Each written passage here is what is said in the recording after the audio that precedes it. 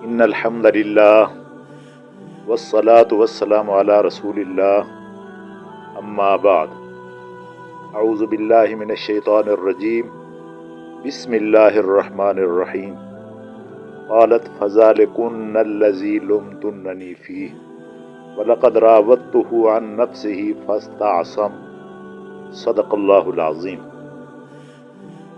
محترم سامعین، سب سے پہلے معذرت کہ سلسلے کا تسلسل ٹوٹ گیا تھا، وہ سگنل پرابلم کی وجہ سے اور نیٹ بند ہونے کی وجہ سے کام پورا نہیں ہو سکا۔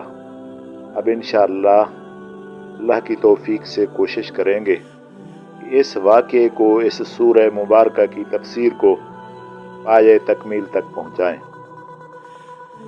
یہ جو جملہ میں نے پڑھا ہے آیات مبارکہ کا، تو جملہ تو نیا ہے لیکن اس کی بات بتا دی تھی اور ترجمہ نہیں بتایا تھا۔ ترجمہ ملک کریم تک بتایا تھا، تو قرآن کی آیات کا ترجمہ نہ بتاؤں تو ضمیر مطمئن نہیں ہوتا۔ میری کوشش یہ ہوتی ہے کہ جو قرآن مجید فرقان حمید نے ذکر فرمایا اس کو ضرور بیان کر دیا جائے، کیونکہ یہ 100% حقیقت ہے۔ باقی باتیں تو وہ اسرائیلی روایتیں ہیں۔ عرض یہ ہے کہ زلیخا نے جو دعوت کی اس کا مقصد کیا تھا؟ کچھ بات رہ گئی تھی، وہ لازمی کرنی ہے۔ تو ایک تو اس نے اپنے گھر والے کو اعتماد میں لینا تھا۔ پہلی بات تو میں نے عرض کر دی کہ عورتوں کا منہ بند کرنے کے لیے کہ عورتیں دیکھیں کہ یوسف علیہ السلام کتنا خوبصورت ہے، تو وہ چھری سے اپنے ہاتھ کاٹ ڈالیں گی فروٹ کاٹنے کی وجہ سے، تو میں اس کو کہوں گی کہ دیکھو کتنا خوبصورت ہے، تو میں اپنی تائید کراؤں گی۔ دوسرا، اپنے گھر والے عزیز مصر کو بھی مطمئن کرنا چاہتی تھی کہ دیکھیں یہ مصر کی خوبصورت عورتیں، بڑی اشراف زادیاں، انہوں نے اگر اپنے ہاتھ کاٹ ڈالے تو اس میں میرا کیا قصور ہے؟ تو جب عورتوں نے ہاتھ کاٹ ڈالے تو یہ خوش ہو کر اپنے خاوند سے کہنے لگی، عزیز مصر سے، یہ دیکھا عورتوں نے اپنے ہاتھ کاٹ ڈالے۔ تو عزیز مصر کی باتیں ہیں جو سونے کے حرف سے لکھی جانے والی ہیں، لکھی جانی چاہیے تھیں، اور میں کہتا ہوں کہ ہر آدمی کو یاد بھی ہونی چاہیے اور مزاج بھی ایسا ہونا چاہیے۔ تو پہلے جب اس نے یہ محفل منعقد کرنے کی اجازت مانگی تو اس کے گھر والے نے ایک بات کہی، وہ بھی میں نے آپ سے نہیں شیئر کی۔ وہ بات یہ ہے کہ عزیز مصر نے کہا کہ بھائی، بجائے اپنے گناہ پر توجیہ پیش کرنے کی بجائے اپنے گناہ کو قبول کر لو، تسلیم کر لو اور مجھ سے معافی مانگ لو، یوسف علیہ السلام سے معافی مانگ لو، تو بجائے توجیہ پیش کرنے کے اپنا جرم تسلیم کر لو۔ لیکن اس نے نہیں کیا، پھر یہ پروگرام بنایا۔ تو عزیز مصر نے ایک اور بات کہی، اس نے کہا بھائی تم اپنا مقابلہ شریف عورتوں سے کیوں نہیں کرتی؟ یہ کمینی اور بدماش عورتوں سے اپنا مقابلہ کیوں کرتی ہیں؟ یہ سب تجھ جیسی اور تو ان سب جیسی، تمہارے میں اور ان میں کوئی فرق نہیں ہے، ساریاں برابر ہو تم۔ میں جو ہے نا، یہ کوئی عذر نہیں ہے کہ عورتوں کو چاہیے جو اپنے خاوند سے خوبصورت مل جائے وہ اپنے آپ کو جو ہے نا اس کے آگے گرا دے، یہ نہیں۔ اور ایک بات اور بھی پیچھے اس کی یاد آ رہی ہے، وہ بھی بڑی قیمتی ہے۔ اس نے کہا کہ لعنت ہو ایسی عورتوں پر جو اپنے گھر والے کی عزت، اپنے خاندان کی عزت دو پہ لگا دیتی ہے، اور لعنت ہو ایسے مردوں پر جو زلیخا جیسی عورتوں کی چشم پوشی کر جاتے ہیں۔ اس کا پردہ رکھ لیتے ہیں، اس پر سرزنش نہیں کرتے، اس کو سزا نہیں دیتے۔ تو یہ پوتیفار بڑا عقیل ذہین آدمی تھا، بڑا قابل آدمی تھا، تو یہ جو اس نے باتیں کی میں نے آپ سے شیئر کر دی کہ ایسی باتیں ہونی چاہیے، مرد کا ایسا مزاج ہونا چاہیے، غیرت مند مرد کا کم از کم یہ شعار ہونا چاہیے۔ تو میں نے یہ باتیں ضروری تھیں جو کر دی۔ اب جو اگلی آیات کا میں نے ایک جملہ پڑھا وہ یہ ہے کہ اس محفل میں جب انہوں نے ہاتھ کاٹ ڈالے تو زلیخا نے کہا، قالت کہنے لگی، فذالکن الذی لمتننی فیہ، یہ وہ ہستی ہے جس کے بارے میں تم مجھ سے ملامت کرتی ہو، جس کے مجھے تانے دیتی ہو، دیکھو تو کیسا خوبصورت ہے، اس کی خوبصورتی کو دیکھ کر تم نے بھی ہاتھ کاٹ ڈالے، اور ایک جھلک آپ نے دیکھی، میں تو سارا دن اس کے ساتھ گزارتی ہوں، تو اب بھی مجھے ملامت کرو گی؟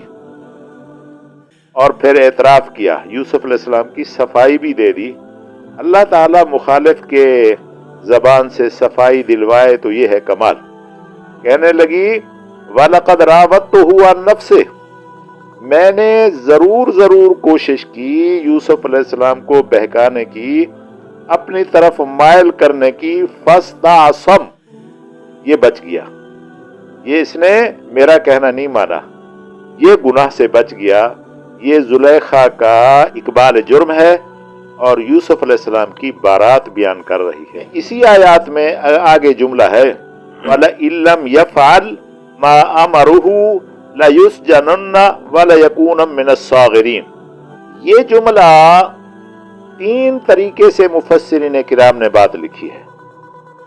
ایک یہ لکھی ہے کہ کچھ عورتوں کو بھیجا، خوبصورت عورتوں کو، کہ تم جا کر یوسف علیہ السلام کو کہہ دو کہ آپ کو میری بات ماننی ہوگی، اگر آپ نہیں مانیں گے تو آپ کو جیل میں بھیج دیا جائے گا۔ تو وہ تو پیغام لے کر گئیں، پہلے تو انہوں نے زلیخا کے پیغام کو پسے پشت رکھ کر کے اپنی سفارش شروع کر دی، اپنے مطالبات منوانے شروع کر دیے کہ بھئی اگر زلیخا کے ساتھ آپ یہ معاملہ نہیں کرتے تو ہمارے ساتھ دوستی لگا لیں، ہم بھی تو ایک خاندانی ہیں، ہم بھی تو ایک بڑی جو ہے نا اشراف زادیاں ہیں، بڑے گھر کی ہیں، تو ہم میں سے کسی کو پسند کر لیں۔ تو یوسف علیہ السلام ناراض ہو گئے، فرمایا کہ تم مصر کی عورتیں کیسی ہو، تمہارے دل کے اندر اپنے گھر والوں کی عزت اور خاندان کی عزت کا کوئی خیال نہیں ہے۔ میں نے جب زلیخا کی بات نہیں مانی، وہ میری مالک بھی ہے، تمہاری بات کیسے مانتا ہوں، دفع ہو جاؤ۔ تو آخر میں انہوں نے یہ پیغام دیا کہ ایک بات سن لیں کہ اگر بات نہیں مانیں گے تو جیل کے لیے تیار ہو جاؤ، ایک بات۔ دوسری بات یہ لکھی ہے کہ زلیخا نے اپنی کنیز خاص کو، اپنی نوکرانی کو بھیجا، ایک دفعہ تو جا کے کہہ دے کہ میری بات مان لے ورنہ جیل جانے کے لیے تیار ہو جا۔ تو اس نے یہ پیغام دیا کہ آپ زلیخا کی بات مانیں ورنہ جیل کے لیے تیار ہو جائیں۔ اور ایک بات اور لکھی ہے کہ زلیخا نے خود بلوایا، تنہائی میں بٹھا کر کہا کہ میں آپ سے آخری بار ایک بات کر رہی ہوں، اگر میری بات مان لیں تو بہتر، ورنہ جو ہے نا آپ کو جیل جانا پڑے گا۔ تو یہ تینوں کا پیغام یہ تھا، قرآن نے یہ ذکر کیا، وَلَئِن لَّمْ يَفْعَلْ مَا أَمَرُهُ، اگر آپ نے وہ کام نہ کیا جس کا زلیخا آپ کو حکم دے رہی ہے، لَيُسْجَنُنَّ، البتہ ضرور جیل میں ڈال دیا جائے گا، وَلَيَكُونَ مِنَ الصَّاغِرِينَ، پھر آپ ہو جائیں گے یعنی بے عزت لوگوں میں سے، ذلیل لوگوں میں سے، جیل میں جا کر آپ کی وہ عزت نہیں رہے گی، تو آپ اس جو ہے نا اس کی بات کو مان لو۔ تو یوسف علیہ السلام نے جواب دیا، سبحان اللہ، بڑا قیمتی جواب دیا، اور یوسف علیہ السلام نے اللہ سے التجا کی کہ یا اللہ، چاروں طرف جال جو ہے نا وہ بچھ گیا ہے، کہیں سے کوئی خیر کی خبر نہیں آ رہی، سب کی ایک ہی بات ہے، تو میں تنہا آدمی، غریب آدمی، جو ہے وہ میں کہاں جاؤں گا, میں کیا کروں گا. تو یوسف علیہ السلام نے سوچا ہوگا کہ جیل بہتر ہے.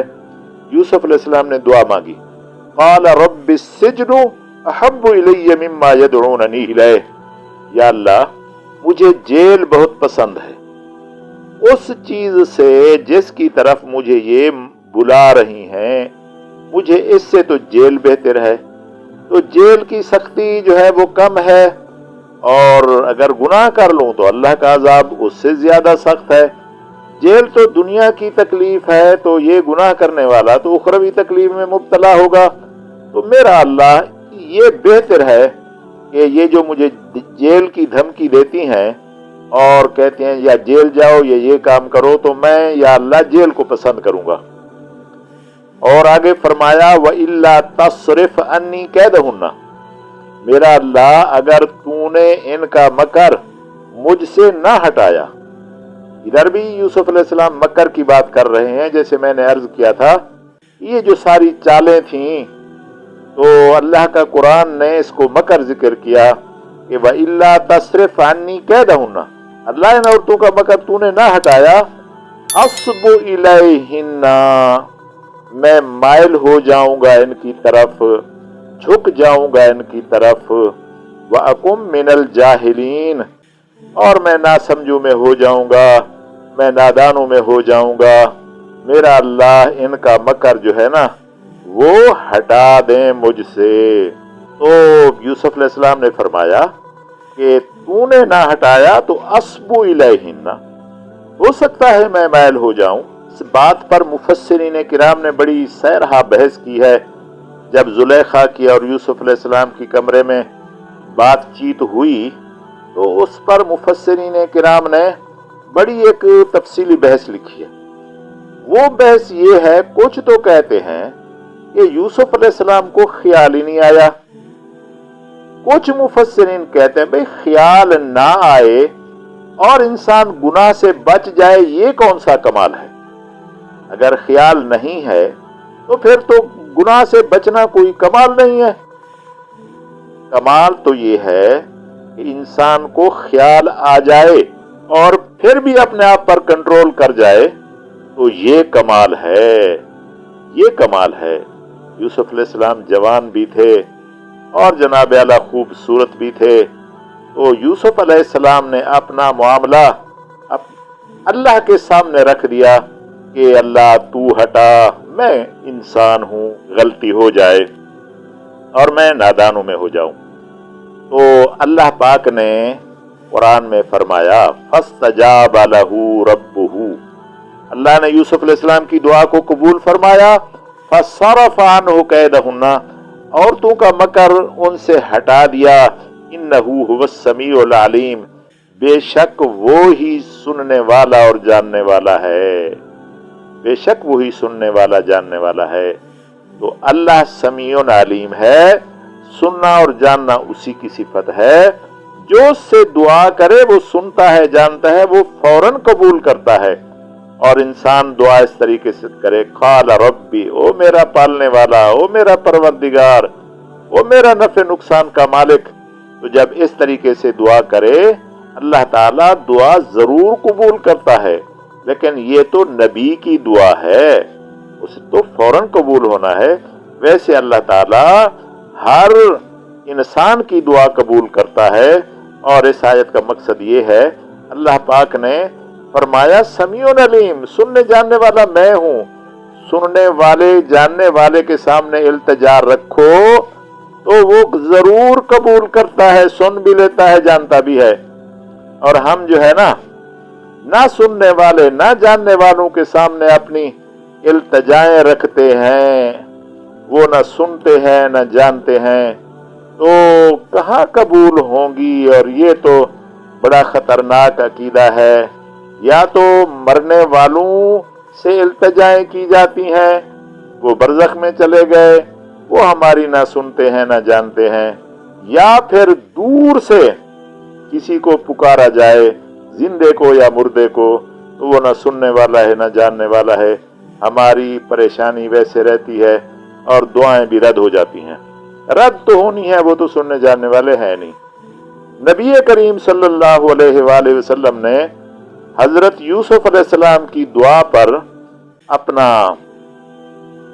اظہار خیال فرمایا کہ رحم اللہ یوسف، اللہ یوسف علیہ السلام پر رحم فرماوے، وہ جناب اس کے بغیر بھی جو ہے نا وہ بچ سکتے تھے، جیل جانے کے بغیر بھی بچ سکتے تھے اگر وہ دعا کرتے کہ یا اللہ مجھے ان سے بھی بچا اور جیل سے بھی بچا، تو اللہ قادر ہے عورتوں کے مکر سے بھی بچا لیتا اور جناب اعلیٰ جیل سے بھی بچا لیتا، لیکن اللہ نے جیل اس لیے دی کہ یوسف علیہ السلام نے فرمایا مجھے جیل محبوب ہے، بہت پسند ہے، تو اللہ تعالیٰ نے جیل بھجوایا۔ اگلی آیات میں آئے گا کہ آپ کے ساتھ 2 قیدی جو ہے وہ اور داخل ہوئے، وَدَخَلَ مَعَهُ السِّجْنَ فَتَيَانِ، اور وہ 2 قیدی بادشاہ کی حکومت گرانے کے لیے ملوث ہو گئے، زہر دینے کا جو ہے نا انہوں نے پروگرام بنا لیا۔ تو کیسے زہر دی، کس کے کہنے پر زہر دی، تو کیا طریقہ ان کا ہوا، تو انشاءاللہ کل والے پروگرام میں ان کی تفصیل ذکر کروں گا، اور آگے وہ بیان کے کیسے جیل میں اکٹھے گئے، کس طرح خواب دیکھا۔ اللہ تعالیٰ مجھے اور آپ کو ان قرآنی ارشادات پر عمل کرنے کی توفیق عطا فرماوے۔ وآخر دعوانا الحمدللہ رب العالمین۔ السلام علیکم ورحمۃ اللہ۔